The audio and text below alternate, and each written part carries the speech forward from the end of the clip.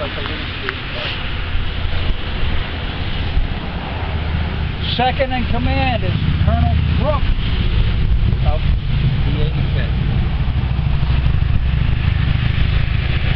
Now, first thing you're going to hear is the command devolved to Brooks in all the old books. Okay, the command devolved to Brooks. It doesn't say the command was passed on. The command was then picked up by devolved. This is not a nice way to put it. Okay. You got to consider there's a lot of politics and a lot of gossip and stuff goes on, all politics and of that sort of, in all military staff positions. Once you get to a certain level, it's dog eat dog. Anything you can do to stab the guy in the back, right? Stab the guy in the back, you can get ahead of him before he gets ahead of you. And this is your own people, right? It's quite fair. So the command devolved to Brooks. However, keep this in mind. Ross lands with the first group, the 85th, the lights come on first. They get the light companies from the other 3 regiments on tour. And Ross is, well, he didn't look at his wristwatch, but Ross pulls out his watch and looks at it. It's 8 o'clock in the morning. He turns to Brooks and says, look, I'm going to take the lights up front. We're going to do some reconnoitering, and we're going to try to clear the way and try to get this thing going.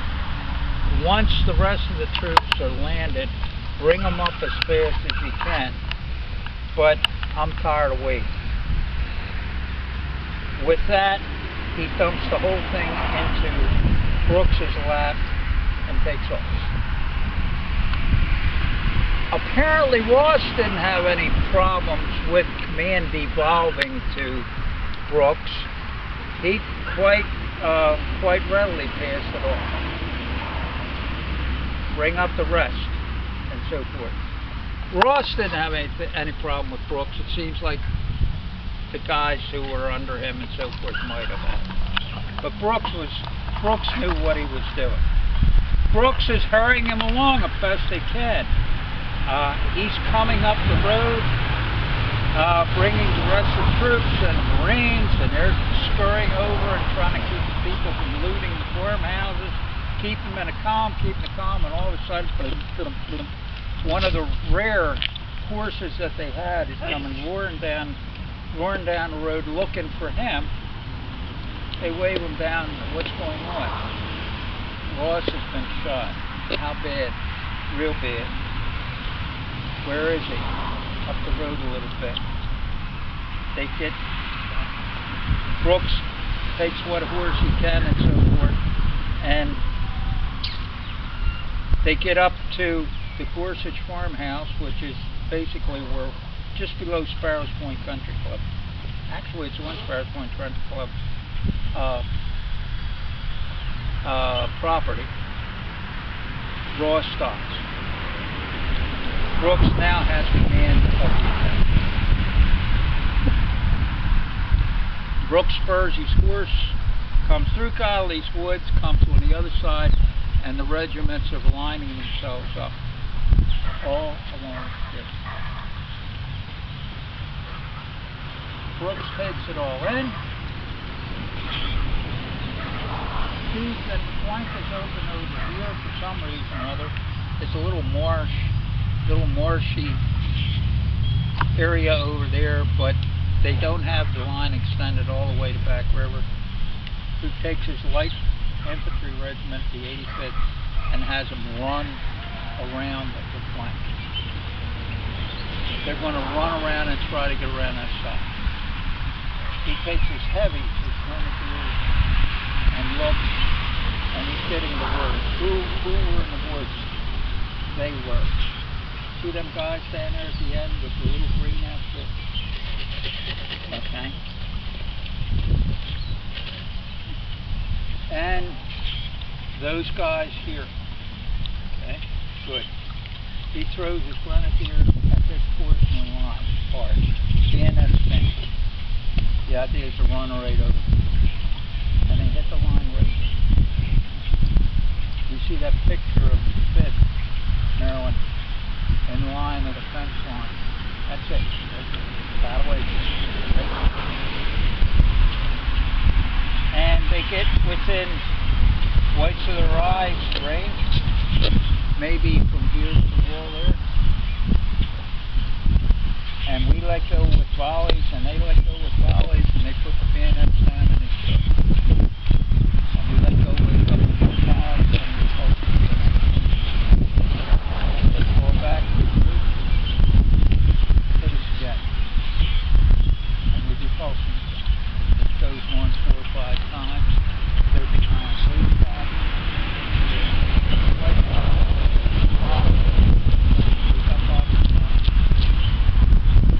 And this goes on for about an hour, maybe an hour and a half.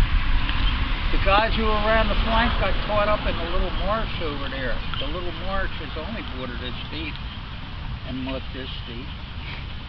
And you got 60 pounds of gear on your back, plus a brown vest, and you're trying to keep it all dry, and you're gear, water, and mud.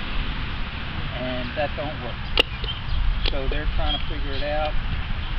We all know who were born and raised in this area. We all know there's only one good way to get out of that. That's to give it up, flop down on your belly, get thoroughly wet, and swim out. There's no way you can walk out. You wind up losing your shoes, whatever, right? You just got to get down on your belly and crawl and swim out. They don't have that option. They're handing guns back and forth, and they finally manage to pull out. 3 hours later, they managed to get out of the mud and catch up with the battle. Stricker has a regiment over this way. He tries to countermarch them in and defy them the flank, and they get all confused and one thing another, and halfway through the maneuver they break it. This is an hour in. Now, back by Walmart, they've got the 6th regiment. One of the 3rd State City Bridge Regiment. 3/4 of a mile. Could never figure out that until I read, get this, Ulysses S. Grant's autobiography. And he talks about how he would, as a matter of course, always put a regiment, one regiment, 3/4 of a mile behind the line back. Always. Because it was far enough back that for the new guys, the ones that had never seen action, the bullets would start whizzing, the noise would be horrendous, and they would, in sheer panic, in sheer fright, turn around and start running away from the battle. 3/4 of a mile was enough time for them to get thoroughly winded, slow down, be out of breath, the adrenaline would be down enough that the NCOs would be out on the road, grabbing them by the collar and putting them in line. Grant said, got everybody around the time they were scared of battle. So the first time, you get a buy. Get back in line, catch your breath, get it together, and get your ass back. Put that in. Okay. But that's basically how it went, and that's why those guys were back there. And I'm sure they caught some people back there. But for the most part, the rifle battalion, the 5th, and on the other side, we rode the 27th back. They took casualties. Most of the people who were enlisted on that battle lining up downtown were from here, there, and there. A few from the others, but mainly on this front. They fought like tigers. It is awesome. It's Veterans Day. We honor the men who stood, fought, and died for our country. It is something to consider that right at the time, men who had never fired a shot in anger in their life, most of them, and I'd say most of them, some of the companies from the 5th Regiment and all the companies from the Rifle Brigade were at Gladysburg. None of the other units that were here were at Gladysburg. None of these other units that were here. The guys who were here, like us, the sharpshooters, 15 minutes before the fighting started, we were pulled down the line and put upstream another quarter of a mile before the battle just breezed past us. We never really got a chance to fire a weapon. We were pulled down the line and put in the wrong place. We never got a chance to really fight. But we got the blame. So did the 5th. They got the blame. And they had a little bit of reason to stand a little bit harder. Because it was quite embarrassing to come home with the building and the lay down in the capital and play. However, that still doesn't explain the rest of the guys and the 27th and these guys over here standing against the best infantry in the world. 4 years of experience kicking the French and the Spanish up and down the peninsula, and Portugal, and Spain, and into France. Literally going up walls like that, climbing walls. You look at these castles that these Portuguese look at you. How did they do it? They literally climbed up the rocks and just threw people off the side, went in and pushed them. They were ferocious, experienced veterans against raw, untrained enemies. Yet they stood. What was it?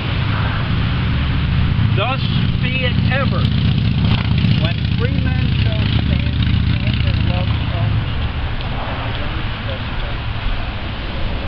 They were fighting on their front doorsteps. They knew what happened at Norfolk. And then not only was burning of houses and pillaging, but they were raped. They knew what happened in Norfolk. The greatest culture in the world burned alive with the nation. No sense of honor, whatsoever. The war, okay? And the war was coming. Thus be it ever when 3 men shall stand between their loved homes and their destiny.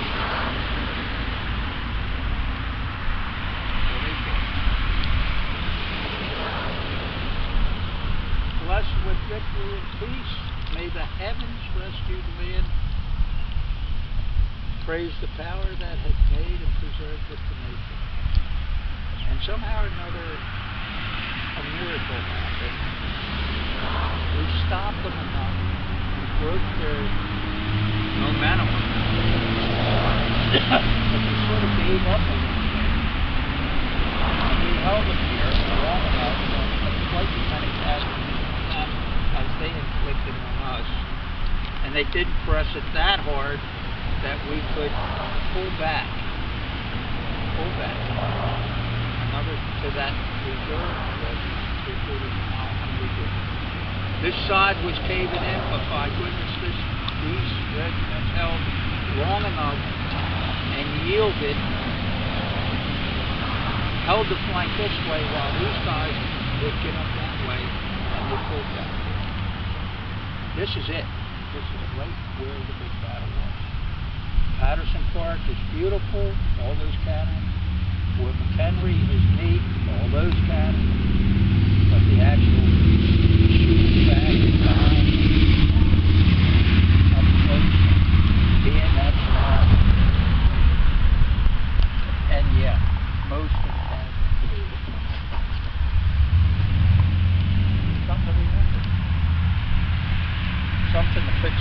self-traffic.